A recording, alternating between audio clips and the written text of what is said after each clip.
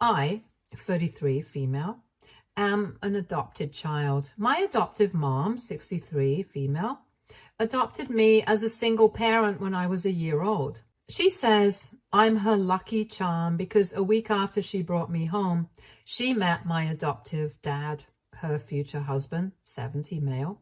They hit it off and were married within a year.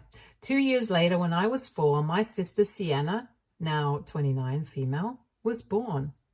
Our parents, I call them mom and dad because they are my mom and dad, have always been transparent with us. I've known for as long as I can remember that I was adopted. Dad adopted me soon after he married mom, but the fact was never hidden from me or from Sienna.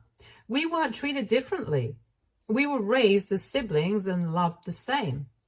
Our grandparents, both maternal and paternal, also loved us equally. I recently learned that initially, my paternal grandparents did not like the fact that Dad had married a woman who had adopted a child. But Dad put his foot down and said that if they wanted him in their lives, they had to treat me like his child. I have been very fortunate to have had the most understanding parents, and I thank God every single day that Mom chose me. Sienna and I also shared a good relationship. It wasn't perfect, just the usual sibling stuff. She used to wear my clothes and I'd get mad and I'd embarrass her in front of her friends. Then she would get back at me. Nothing major, just everyday, normal girl stuff. We never had an issue big enough to create any resentment. There were no stupid tales of stealing boyfriends or favoritism, which is exactly why what she did ended up being a huge shock to me. I got married 2 weeks ago to my husband, Bcuz, 34, male. I feel so weird and giddy calling him that, but I digress. The issue happened 2 weeks before the wedding, roughly a month ago. My nonna, maternal grandma, told me that she had something to give me. It was a beautiful emerald necklace that she said had been part of the family for generations. Her nonna had worn it, and since then it had been passed down in the family. She told me she wanted me to keep it. It isn't a huge set or anything extravagant, but it holds a lot of sentimental value. I was overjoyed at receiving it, and though Nonna said it might not go with my wedding dress, I told her that it would be my honor to wear it. Ever since we were young, Nonna used to tell both Sienna and me that she had something to give us when we were older and married. We would joke with her, asking whether we would still get this gift if we didn't get married. That used to rub her the wrong way, and Sienna and I loved getting a rise out of her. She would play along because she knew we were just being silly. She had told us when we were kids that the first girl in the family to get married would get the gift, and that it was very special. We had never known what it was, but we figured out it was some kind of heirloom. So when the time actually came and she handed over the necklace to me, I just felt so happy and overwhelmed. It was a very heartwarming moment for everyone, and my mom and dad were crying. Even Sienna had tears in her eyes, which I thought were happy tears, but I guess I was really wrong. I had no idea what was going on in her mind, or that my parents knew she was hurt about all this. I learned after the wedding and after she had staged such a horrid prank on me that it ultimately kind of broke the family. She was my maid of honor, obviously. I do have a couple of close friends who were my bridesmaids, but I trusted Sienna with maid of honor duties. She has always been a responsible person, so I knew I could count on her. She's my sister, and she's also meticulous, so she was the obvious choice for this. One of my bridesmaids, June, came to me a week before the wedding and told me that Sienna was planning something. She said it was meant to be a surprise, but Sienna wasn't allowing any other bridesmaid to check what she was doing. June found this odd and said she wanted me to know that this was happening behind the scenes. I told her there was nothing to worry about, and I was sure it would be something nice and sweet. Boy, was I wrong. June tried to check again, but I assured her that there was nothing to worry about. It was just Sienna being thoughtful. On the day of the wedding, as I walked down the aisle, I noticed that the music that was supposed to be played wasn't. Instead, a video started playing. The video was from my bachelorette party, which took place right after Nonna gave me the necklace. It wasn't indecent or objectionable as such, just that I was really drunk and enjoying myself with friends. I was mortified when I saw it, and so was Lucas. The video showed me and a few friends on top of a table wearing shorts and singing songs from Moana, all while drinking and making goofy faces. It was actually a fun video, but it was also private, not meant for everyone to see, especially not like this. When I saw the video playing, my feet froze and I looked around helplessly for a few seconds. Sienna was supposed to be in charge of the music, and she was standing right there laughing. I glared at her, but she kept laughing. Tiffany, one of my bridesmaids, ran and stopped the video, so it only played for about 30 to 40 seconds, but that was still too much. I could see Sienna mouthing that this was a prank, and that it was all so funny seeing my face like that. I genuinely wanted to slap her because what she had done was vile and cruel. Thankfully, I composed myself. I smiled, walked back, and asked one of my other bridesmaids to make sure my entry was perfect this time. Sienna had ruined the day for me, though. I tried to brush it off and enjoy myself, but it was no use. I had tears in my eyes and wanted to run away, but I held my head high and went through with the ceremony. The guests were awkward too, and the entire vibe of the wedding was ruined. The rest of the event went smoothly, and I asked June to tell Sienna that she was no longer going to handle anything and that I wanted her seated. She tried to throw a tantrum saying, "I never knew Amelia, me, was such a prude. I swear she doesn't know how to take a joke." But thankfully, my other bridesmaids handled her. Dad also came up to me and said he had given Sienna a stern talking to and that he would deal with her after the wedding, so I shouldn't worry about it. I knew she would be reprimanded, but that didn't matter anymore because she had ruined my big day, all for a stupid prank, which she honestly should have known wasn't funny. It was only later that I found out it wasn't a prank. She had actually bad intentions, which made what she did even more unforgivable. A week after the wedding, Mom, Dad, Sienna came to the house unannounced. Lucas was furious when he saw Sienna. He had made it clear on the wedding day itself that he didn't want her inside our house ever again, and that if it were up to him, he'd make sure I cut contact with her for what she did. Mom and Dad apologized for bringing her along and said we needed to hear what she had to say from her own mouth, and then I could decide what to do. I hadn't spoken to Sienna since the wedding, and it was very uncomfortable, but I wanted closure. She shuffled her feet and hesitated, and I honestly thought she had come to apologize for the prank and was embarrassed by what she'd done. Had that been the case, I know I would have forgiven her. But it was much, much worse. Dad was furious, and it was ultimately he who coaxed, or rather hounded, Sienna into finally telling me the truth. She said she hated that Nonna had given the necklace to me and was hoping she would get it instead. It felt strange. I mean, that was no reason, especially since we shared jewelry all the time. I told her if she had such a problem with me getting the necklace, she could have just told me and I wouldn't have worn it at the wedding. I assumed she wanted to wear it for her wedding, whenever that may happen, and now she couldn't because I had already worn it. She said no, that wasn't the issue. I reminded her we've always shared jewelry, so I didn't understand why this necklace was suddenly such a big deal. I was even more shocked because everyone in the family knows that the necklace goes either to the first daughter of the family or the one who gets married first. And in this case, both of these were me. So there was really no reason Nonna wouldn't have given it to me. And it's not as if this was a secret. We've always known about the necklace. So her sudden issue with it didn't make sense. I asked her why this was such a big issue that she reacted so vindictively without even talking to me. I told her that if her intent was genuinely malicious, then I had nothing more to say to her. She stayed quiet, but Mom nudged her and she burst out crying. What she said next completely broke my heart. She said that the necklace was meant for the first-born daughter of the family.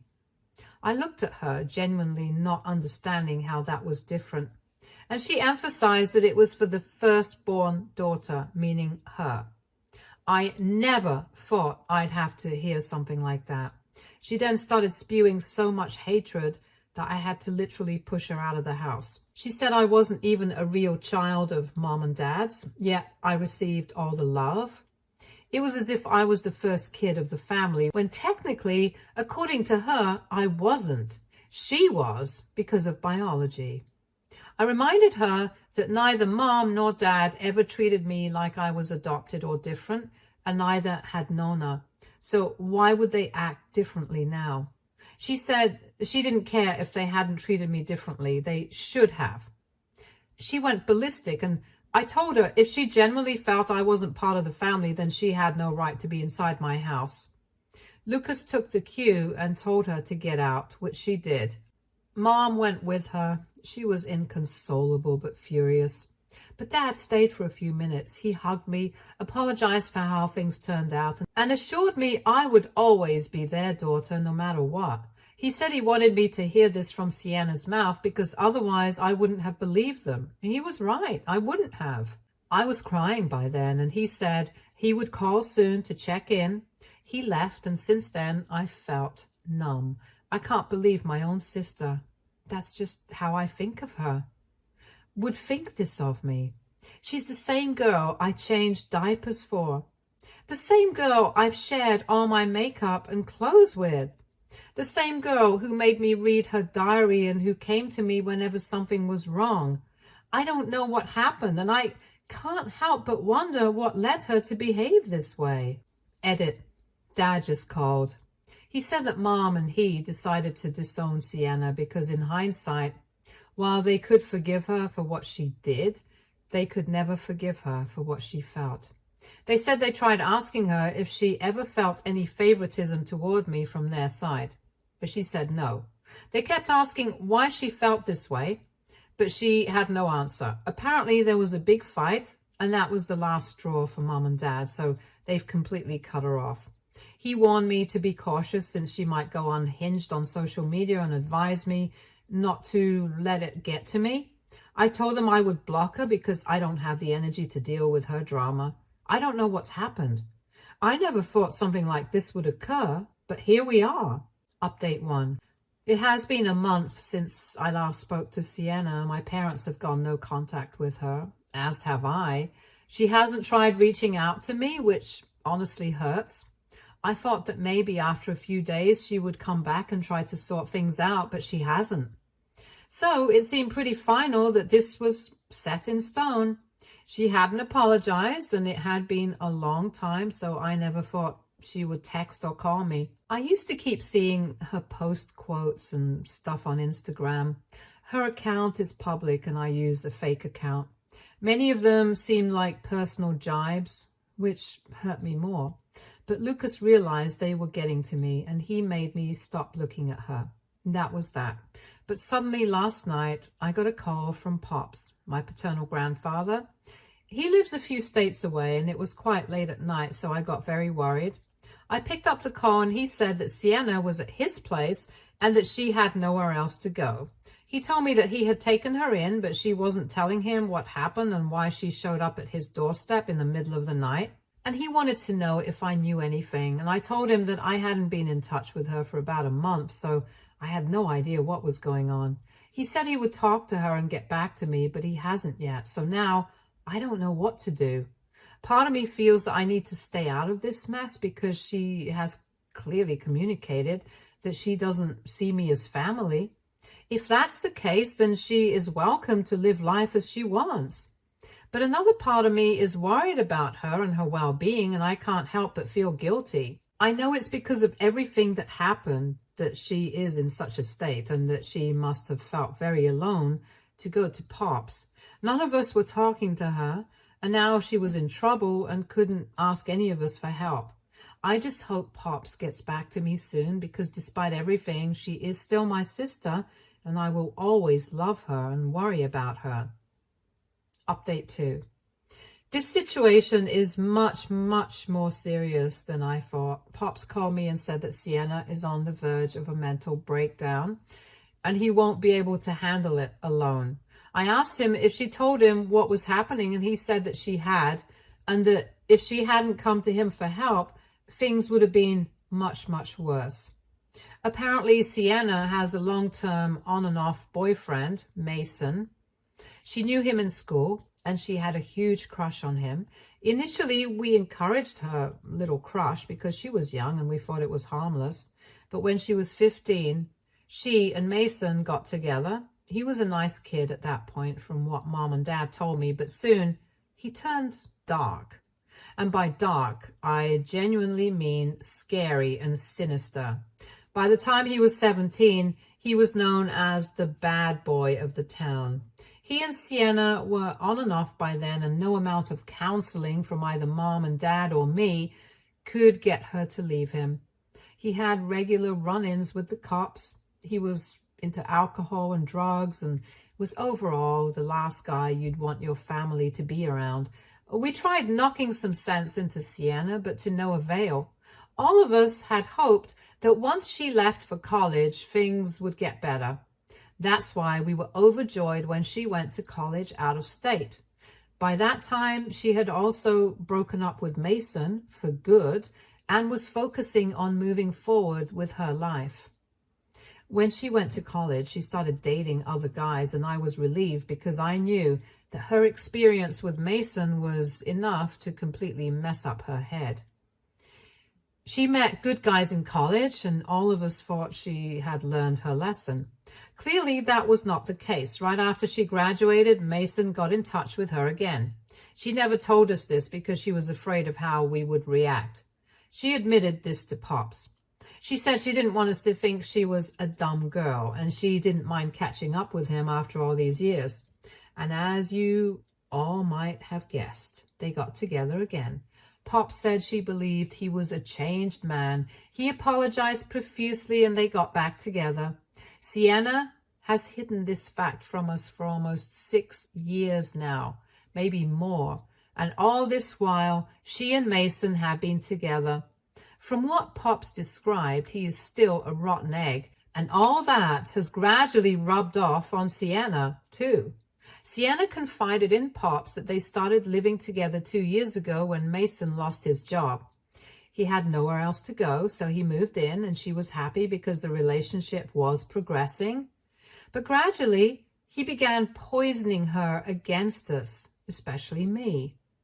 The thing is, Mason has always known that we don't like him, and he knows that I absolutely hate his guts.